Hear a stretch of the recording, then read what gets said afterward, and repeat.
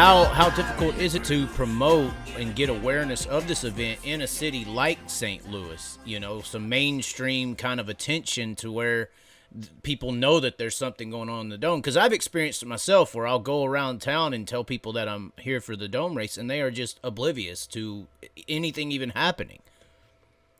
No, and it's difficult. It really is. Like, in promoting, you rely a lot on your loyal fan base, your regular fan base, your regulars, that they may embody 60% of your attendance or 70% of your attendance. And as a promoter, that extra 30, 40%, that's what you work to try to get that, attendance number up. And it's difficult to draw the attention of that 30 or 40% because they're not loyal and they're interested in every other thing that's going on in the world. And I used to compare this to craft beer, and why craft beer boomed is because everybody wants to do something different, right? They want to try something different, and it's the flavor of the week type of concept. And so there may be a concert going on this weekend, and that same fan wants to go, watch a hockey game the next. And maybe if a promoter just got their attention at the right time,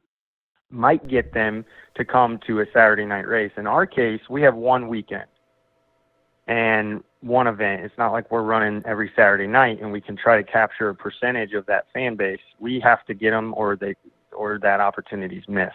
And I'll be honest, I don't spend a lot of time focusing on that fan base in the St. Louis region because I've had enough support of the loyal hardcore fan base that I haven't needed to. We sell out pretty much every hotel in the downtown market. And I'm not saying that I don't want 60,000 people here. Of course I do. It's more, I have to pick and choose my battles and go, okay, am I going to focus on targeting this local market more and maybe get a 20, 30% higher attendance? In this case, with this event and Gateway Dirt, no, I'm not spending a whole lot of time focusing on that. But if I was a weekly promoting racetrack, it's part of the way you have to make things work because unfortunately, you're loyal, dedicated, week to week attendee. That number is not enough to support most racetracks or promoters anymore, and you need to reach to further fan base. And I don't believe that streaming at all has had a negative effect on our industry. I'm one of the people that are very pro live streaming. I think, the Dome is a great example of what it can do for an event, but I've just always felt very strong in favor of streaming in our sport.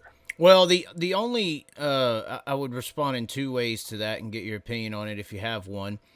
I would say the only counter argument to how you're explaining how you just have one event and you're doing what you can with that one event, you kind of don't have to worry about the St. Louis market. I would say to that that it could be analyzed in a way where you're on such a glamorous stage. You have this rare form of a dirt track racing event. You have this facility, you have this dome that a lot of people are feeling like it's almost like this is the type of scenario that needs to help the relevancy of the sport, that should get that glamorous, attention and exposure for the sport, that it kind of has a responsibility to kind of introduce to millions of people, if possible, just because of how rare that scene is.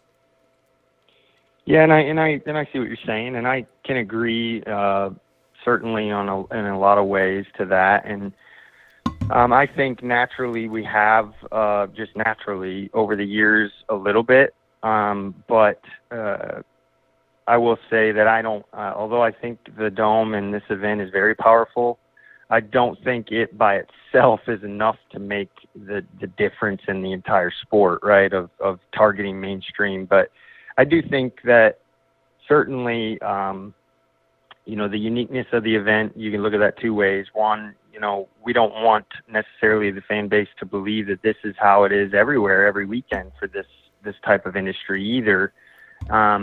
So you got to kind of be careful too, I think, when you approach that, that mentality of trying to target a broader audience, to create a fan that maybe will go to Tri-City instead.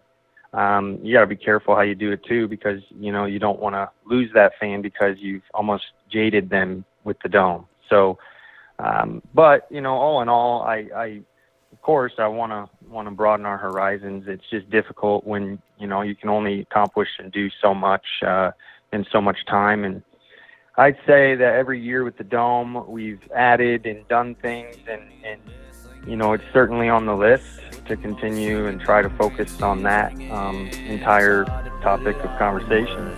Well, this is how we do.